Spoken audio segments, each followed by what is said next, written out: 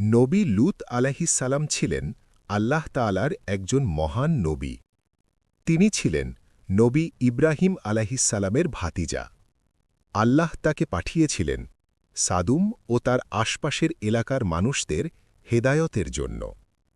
সেই জাতি এমন সব পাপকাজে লিপ্ত ছিল যা তাদের আগে পৃথিবীর কোনো জাতি কখনো করেনি। তারা প্রকাশ্যে অশ্লীলতা করত, অন্যায়কে স্বাভাবিক মনে করত এবং পাপ নিয়ে গর্ব করত। তারা ন্যায় বিচার মানত না, পথচারীদের কষ্ট দিত এবং আল্লাহর সীমা লঙ্ঘন করত। নবী লূত আলাইহিসসালাম অত্যন্ত ধৈর্য ও মমতার সঙ্গে তাদের ডেকে বলতেন, হে আমার জাতি, তোমরা আল্লাহকে ভয় করো। কেন তোমরা এমন অশ্লীল কাজে লিপ্ত হচ্ছ যা সারা বিশ্বের কেউ কখনো করেনি? তোমরা কি আল্লাহর আদেশ ছেড়ে ভ্রান্ত পথে চলবে? তিনি বারবার তাদের তওবার দিকে আহ্বান জানালেন। তিনি তাদের বললেন, পবিত্র জীবন যাপন করো, আল্লাহর দিকে ফিরে এসো।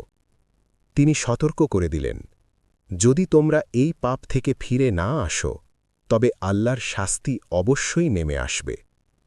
কিন্তু দুর্ভাগ্যজনকভাবে নবী লূত আলাইহিসসালামের জাতি তার কথা শুনল না, বরং তারা তাকে উপহাস করল, বিদ্রূপ করল এবং বলল, তুমি যদি সত্যবাদী হও তবে আমাদের ওপর আল্লাহর শাস্তি এনে দাও। এই কথা শুনে নবী লূত আলাইহিসসালাম গভীরভাবে ব্যথিত হলেন। তিনি আল্লাহর কাছে সাহায্য চাইলেন। আল্লাহ তার দোয়া কবুল করলেন এবং ফেরেশতাদের পাঠালেন। আল্লাহর নির্দেশে নবী লূত আলাইহিসসালামকে বলা হল, রাতের আঁধারে তিনি যেন তার পরিবার ও মুমিনদের নিয়ে শহর ত্যাগ করেন এবং পিছনে ফিরে না তাকান।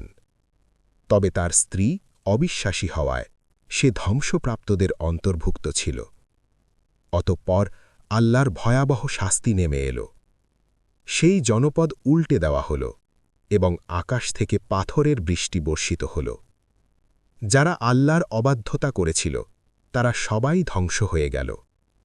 এই ঘটনা আমাদের শেখায়, পাপকে স্বাভাবিক মনে করা এবং আল্লাহর আদেশ অমান্য করা ধ্বংস ডেকে আনে। আর যারা আল্লাহর পথে অবিচল থাকে, নিশ্চয়ই আল্লাহ তাদের রক্ষা করেন।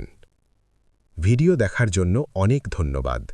ভিডিওটি ভালো লাগলে লাইক, শেয়ার এবং সাবস্ক্রাইব করুন।